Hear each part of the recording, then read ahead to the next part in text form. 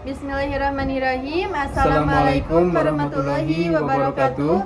Perkenalkan, nama saya Putri Melati dari Universitas Maksum, Prodi Bimbingan dan Konseling, dan ada rekan saya. Perkenalkan, nama saya William Permana dari Universitas Maksum, Prodi Bimbingan dan Konseling. Video ini dibuat guna memenuhi salah satu tugas dari mata kuliah, kurikulum dan pembelajaran dengan dosen pengampu Dr. Mutahara Thohir MPD. Selamat menyaksikan. Bismillahirrahmanirrahim. Assalamualaikum warahmatullahi wabarakatuh. Waalaikumsalam warahmatullahi wabarakatuh.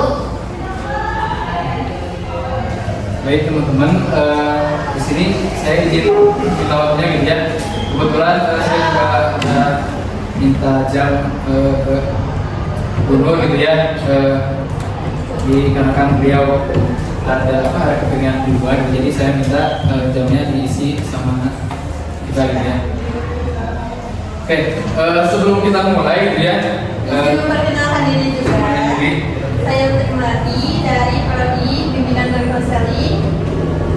Saya William Permana dari Universitas Maksum gitu ya. Mungkin kalian pada tahu atau belum tahu, di tempatnya di Rancayakek atau di Cilenyi gitu ya, di ini. Saya kuliah di sana tahun 2023 masih gitu ya. Terus prodi saya bimbingan dan konseling gitu ya. Oke, sebelum kita mulai gitu ya di materi, kita speaking dulu gitu ya. Dulunya tuh pagi, siang, sore sama malam gitu ya. Nah kalau kita bilang pagi, tepuk tangan 2 kali. Nah, siang 2 kali, sore 3 kali, malam diam gitu ya. Oke, kita lihat dulu ya. Siang. Oke, waktu dulu ya. Malam. Itu kalau bahasa Inggris ya. Pagi. Siang. Sore. Malam. Mulai aja untuk latihan dulu. Langsung ya. Oke. Kalau yang salah mau konsekuensi atau gimana? Konsekuensinya apa?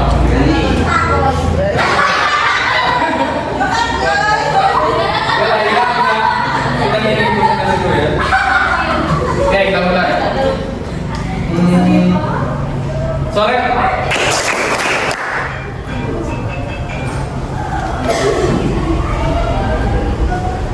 Malam. Bukan bahasa ya.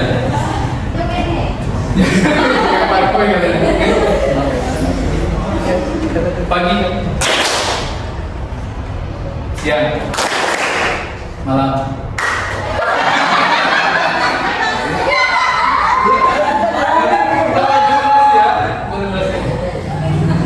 Siang. Sore. Iya betul. Pagi. Siang. Pagi. Siang.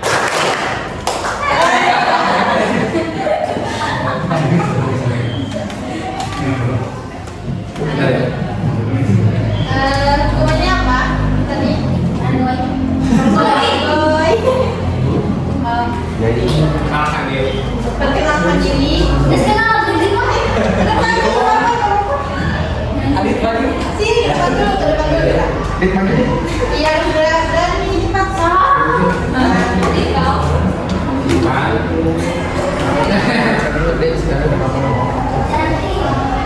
Gak apa-apa. Oke, kita mulai dari materi. Oke, udah pada presentasi belum? Enggak, ada ya. Oke. Di sini kami akan memaparkan gitu ya, rencana pelaksanaan layanan RPL gitu ya.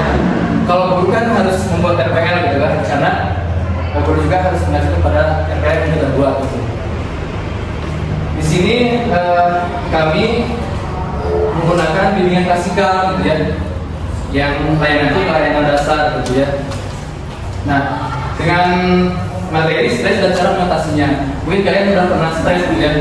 Tapi stres di sini bukan stres karena stres gila gitu ya. Enggak, stres ini stres akademik aja gitu kan, kalian belajar juga gitu ya. Tapi juga belajar karena mahasiswa juga belajar gitu ya. Stres dan cara mengatasinya. Kita langsung saja ke materi gitu ya. Nah, penelitian saya di sini menurut Clinton tahun 1909 mengatakan bahwa masa remaja merupakan masa perubahan hormonal gitu ya. Perubahan tingkat dan kepala hubungan sosial sehingga remaja cenderung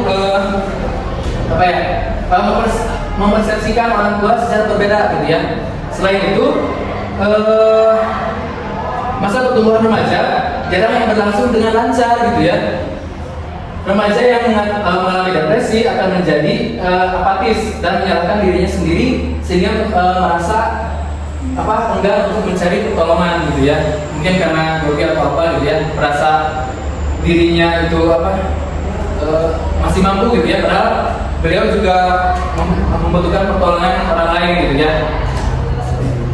Nah, jadi stres juga ya bisa dialami asalnya tuh dari lingkungan keluarga, dari teman, bahkan dari pacar juga ya kan. Kalian punya Di sini pacar? siapa yang punya pacar? Tidak ya? Siapa? Oke. Pasti udah pernah pacaran kan? Belum. Oh ya. Mungkin ya. Terus juga bisa dialami. Oke. Stres sini juga terbagi dari beberapa macam gitu ya. Ada stres ringan, stres sedang atau stres berat gitu ya. Oke. Stres ringan ini adalah stres yang tidak merusak aspek psikologis gitu ya dari seseorang. Stres ringan ini umumnya dirasakan oleh setiap orang gitu ya, misalnya lupa, ketiduran gitu ya, bahkan dikritik dan kemacetan gitu. Mungkin kenapa disebut stres ringan gitu ya, beberapa macam ini gitu ya. Dari kemacetan kan kita sering stres gitu ya, karena pikiran kemana-mana, ingin cepat tidur atau apa gitu ya. Terus yang selanjutnya ada stres ringan, stres sedang gitu ya. Stres sedang ini terjadi lebih lama gitu ya daripada stres yang tadi, yang stres ringan gitu. Stres sedang ini terjadi beberapa jam atau beberapa hari gitu ya. Lalu stres berat, yang terakhir stres berat gitu ya. Stres berat ini adalah stres kronis gitu ya. Stres kronis di sini mungkin ya tadi gitu ya, stresnya sudah berat atau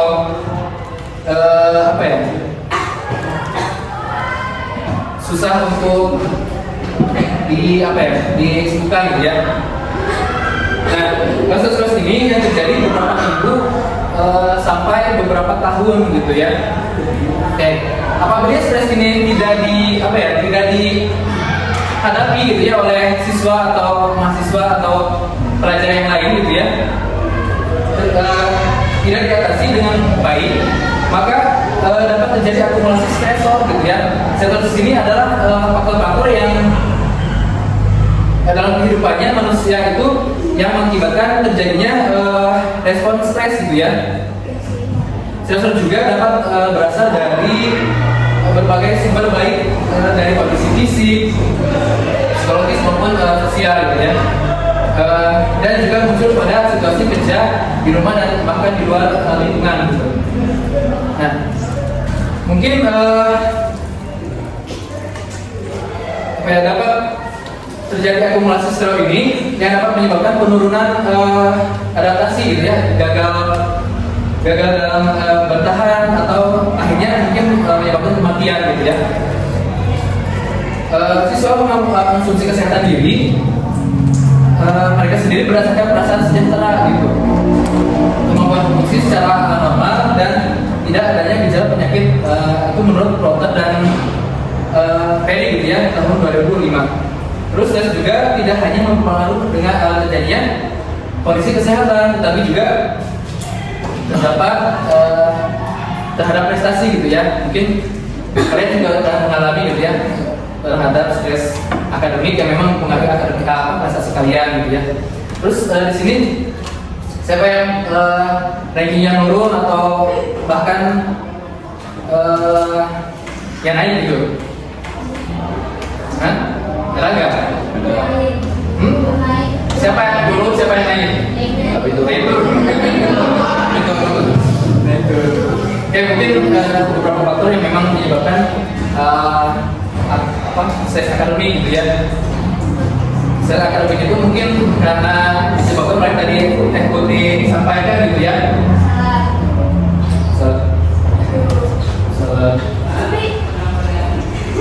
Yang tadi Teh Putri jelaskan gitu ya. Entah itu faktornya dari pacaran atau dari keluarga gitu ya. Nah, stres yang dialami siswa ini dipengaruhi oleh sistem kerja saraf gitu ya. Melalui stresor yang tadi saya jelaskan, baik yang berasal dari dalam, baik dari dalam atau luar gitu ya. Stresor tersebut kemudian memberikan hormon gitu dan bekerja dalam tubuh, terutama di bagian otak. Hormon dan bekerja tersebut kemudian bekerja secara bersama-sama, mengaktifkan sistem saraf simpatik dan meningkatkan detak jantung menjadi lebih cepat gitu ya. Turunnya nafsu makan, mengendalikan kerja keringat dan membuat otot kerja lebih ekstra gitu ya. Oke, lalu di sini ada faktor-faktor penyebab dampak stres gitu ya. Yang pertama, faktor penyebab dampak dan stresnya itu terjadi dari faktor lingkungan gitu ya.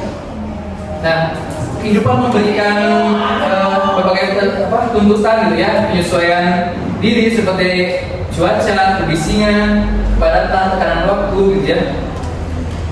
Bahkan standar prestasi gitu. Berbagai ancaman terhadap rasa aman dan harga diri, tuntutan hubungan antara pribadi, penyesuaian diri, dan perubahan keluarga gitu ya. Lalu yang kedua ada faktor pikiran kita gitu ya. Nah, faktor pikiran kita itu menginterpretasi dan menerjemahkan pengalaman perubahan dan menentukan kapan menekankan tombol panik gitu ya.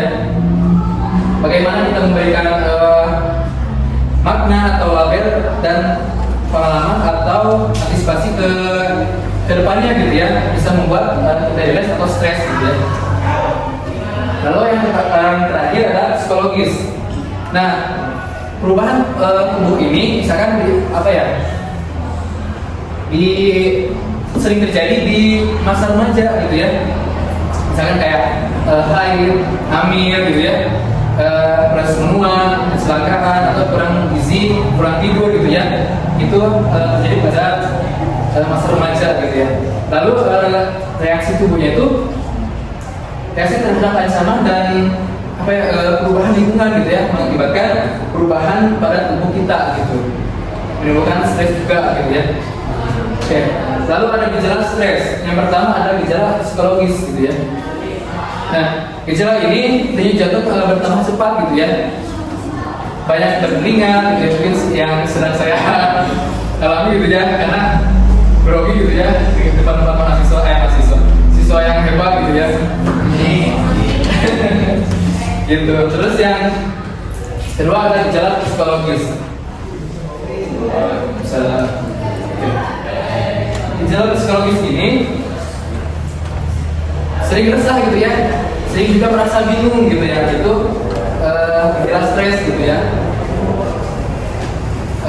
Terus sulit berkonsentrasi, itu juga gejala stres gitu ya. Tapi gejala stres itu yang mungkin termasuk gejala yang tadi sedangnya gitu ya. Terus yang terakhir ada gejala stres tingkah laku gitu ya. Nah, berbicara cepat sekali misalkan ya, itu juga termasuk gejala stres tingkah laku. Saya sambil cepat tidak. Itu juga termasuk gejala stres tingkah laku ya. Karena grogi kita kan gitu. Terus mungkin kuku gitu ya, kuku menggoyang-goyangkan kaki, jabat tangan, berubah nafsu makan pertama atau berkurang gitu ya. Mungkin selanjutnya akan dilakukan oleh rekan saya. Sebelumnya kita ekspresi dulu ya, biar fokus. Yang tadi masih ingat, pagi 1 kali, siang 2 kali, sore 3 kali, malam diam. Pagi, malam, tidak fokus. Malam, sore, pagi, malam.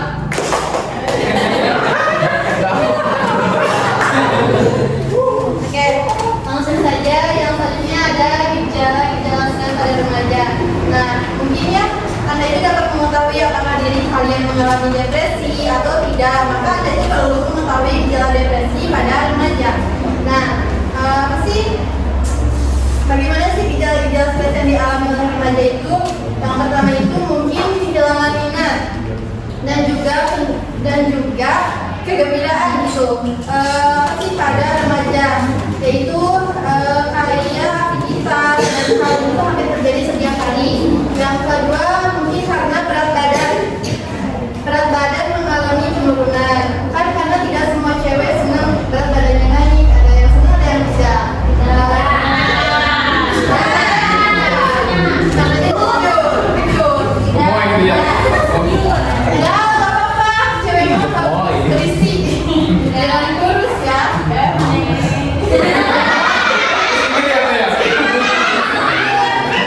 Jadi kalian tuh kalau cewek yang berat badannya naik itu harus bangga, karena tidak semua cewek bisa naikin berat badan.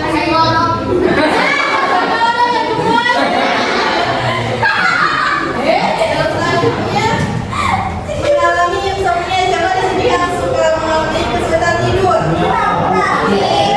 Karena apa? Faktornya karena apa?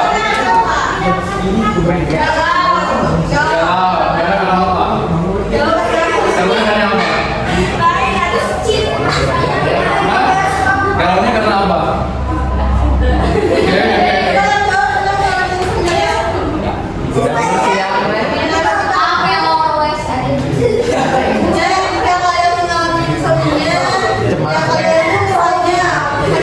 Tidur, tadi sulit tidur.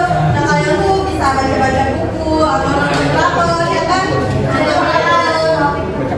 Nah, nanti kan itu lama-lamaan kita tuh jadi mengantuk, tidur. Dan juga misalnya kalau kita mau tidur itu pikirkan hal-hal baik, hal menyenangkan, kedepannya mau bagaimana kalian juga ya.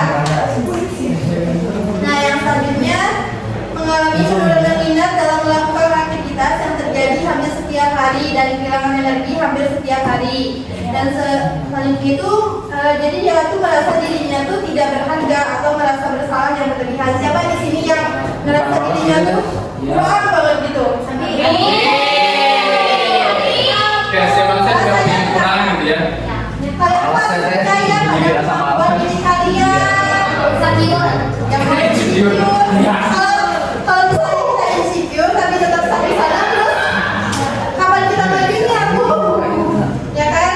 Jadi jangan insecure, tetap percaya diri, percaya kepada diri sendiri. Kita aja orang lain aja bisa, masa kita nggak bisa gitu ya kan? Nah, terus tuh munculnya pikiran-pikiran tentang kematian. Siapa di sini yang kalau lagi galau, lagi stres, suka mikirnya tuh ke kematian? Dalam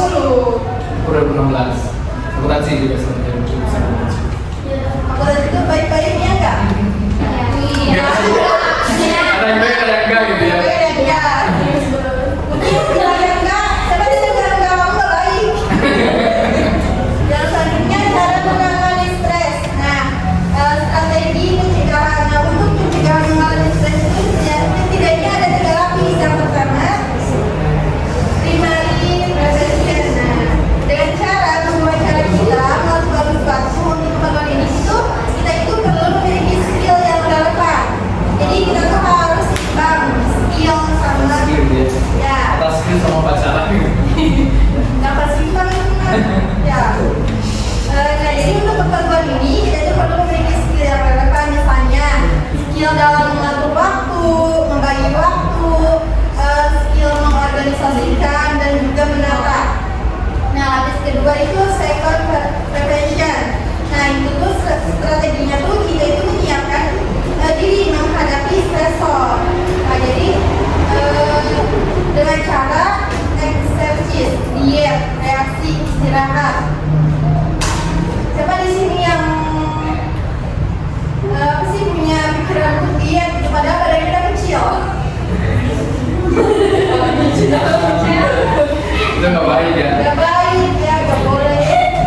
Habis ketiga itu strategi prevention, yang dimana strateginya itu kita menangani dampak stres yang terlanjur ada. Ya. Jadi kalau diperlukan meminta bantuan juga seperti atau bantuan profesional. Jadi jika kalian punya stres yang tidak tertangani oleh diri kalian sendiri, sebaiknya kalian tuh meminta bantuan gitu. PK gitu ya? Ya, pada guru PK atau misalnya jika kalian mau bercerita kepada orang tua dulu atau kakak, adik, teman yang dipercaya gitu ya. Yang selanjutnya ini ada cara menangani stres. Nah, yang selanjutnya ada menangani stres. Nah, ini ada study skill. Study skill. Nah, itu ya ada banyak hal yang perlu dipelajari. Apa sih yang ingin diketahui? Ada banyak kegiatan yang ingin diikuti, waktu terbatas. Nah, oleh karena itu agar kita tidak menjadi stres, apa sih? Jadi kita itu harus banyak beraktivitas. Kayak di sekolah kan kalian ikut ekstrakurikuler, ya kan? Kegiatan-kegiatan yang ada di sekolah gitu. Jadi kalian tuh dimana kalian stres, ya kalian tidak ada waktu untuk memikirkan stres karena kalian sibuk kegiatan di sekolah, entah mengerjakan tugas, mengikuti ekstrakurikuler ya. Daripada kayak gitu ya kalian aktif di organisasi gitu. Yang selanjutnya ada tempo atau time management. Nah, jadi selain skill belajar, skill pentingnya juga perlu Anda kuasai untuk menangani stres itu adalah memanajemenkan waktu. Jadi untuk keperluan tersebut saya itu perlu memiliki paradigma waktu yang tepat. Jadi kalian tuh harus pandai membagi waktu. Pandai membagi waktu. Kapan waktunya belajar, kapan waktunya bermain, kapan gitu.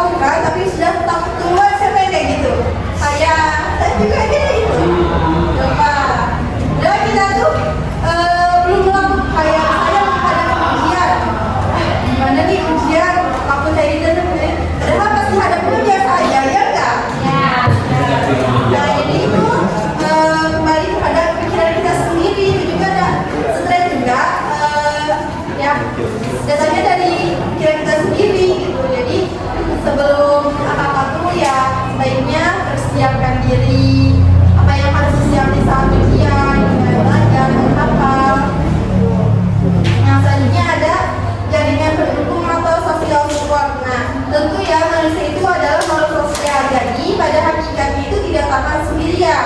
Maya. Maya. Siapa di sini yang jomblo? Yang pura-pura jomblo, semoga putus.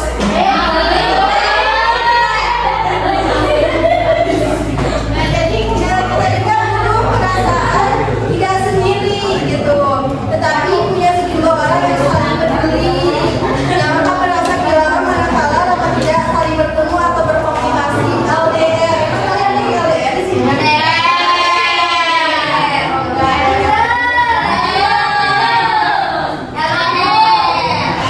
Kalau kalian yang LDR itu kalian nggak takut diselingkuhin?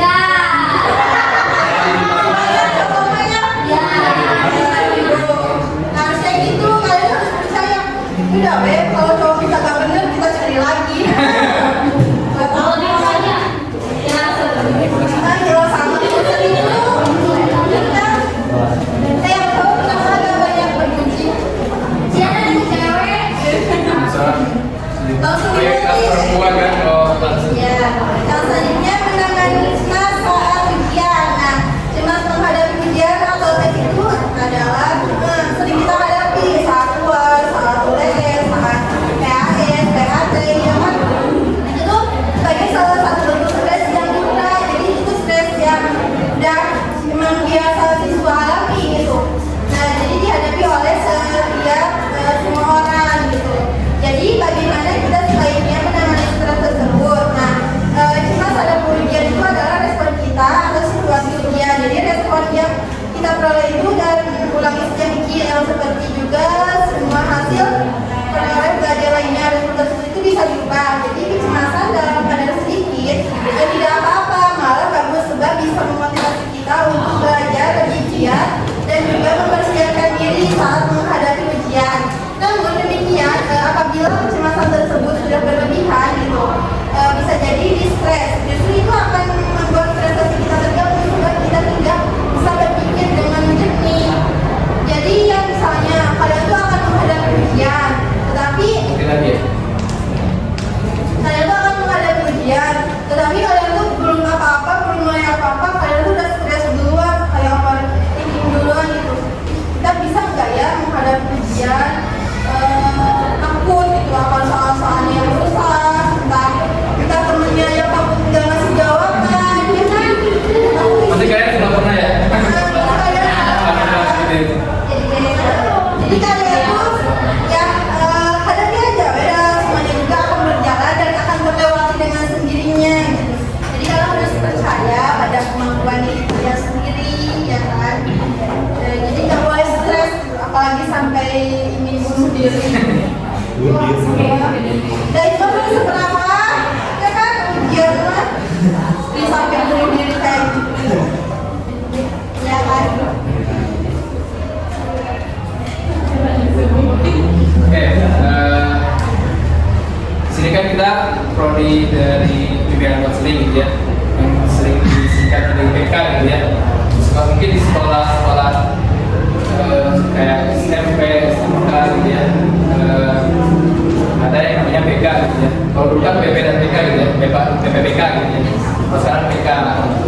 Nah, sebelum kami akhiri gitu ya, saya ingin nanya kepada kalian, apa sih arti dari BK itu? Artinya gitu. Menurut persepsi kalian? Guru pembimbing. Terus? Coba lagi. Apa? Enggak lah, PKK itu mah. Tapi itu mah lebih ke karirnya gitu ya. Nah, lebih ke karirnya sih. Coba lagi. Menurut kalian lebih BK itu apa ya? Empat film, film apa? Film apa? Oke, mungkin beberapa orang atau beberapa individu gitu ya mengira bahwa BK itu kayak polisinya sekolah gitu ya, padahal enggak gitu. justru BK itu menampung anak-anak yang memang membutuhkan bimbingan karir gitu ya. Gitu, apalagi kalau misalnya kelas 11 kan mungkin udah ini kelas 1 ya? Mungkin nanti kelas 12 mungkin membutuhkan bimbingan karir. Karir itu mau nikah, kuliah atau ya gitu sih. Jadi beberapa orang memang sering mengira bahwa BK itu polisinya sekolah, karena enggak gitu ya. Justru BK itu jadikan kita teman gitu ya, teman kayak teman curhat gitu ya, tentang cara apa ya, cara mengatasi masalah atau konsultasi lah gitu ya. Iya, gitu. Mungkin udah tahu ya BK gimana? Tahu. Kita mau sekolah. Itu mungkin ya. Kalau sekali lagi BK itu bukan polisinya sekolah gitu ya, tapi BK itu jadikanlah teman gitu ya. Teman di kala kita karena sering apa ya, sedang stres lah gitu ya. Terus jangan khawatir gitu ya, di BK juga aman kerahasiaannya, karena kita juga apa ya, menjaga gitu ya, menjaga rahasia. Memang ya enggak lah, di BK itu ada kerahasiaan gitu ya. Walaupun memang ada, misalnya ada bocor atau apa, mungkin dari temannya yang memang membocorkan rahasia itu. Apaan? Mungkin gitu ya. Sekali lagi mohon maaf jika ada salah kata atau memang ini, karena kita masih belajar gitu ya. Karena kalian siswa, saya juga mahasiswa, mahasiswa juga manusia, mahasiswa juga masih belajar gitu ya, karena tingkat awal gitu ya. Karena kampus juga kayak apa ya, kampus mereka, jadi semester awal pun atau semester ini juga udah terjun ke lapangan gitu ya, karena berbasis polisi yang terkait. Itu terima kasih atas perhatiannya. Selamat belajar kembali, semangat terus gitu ya. Saya akhiri. Assalamualaikum warahmatullahi wabarakatuh.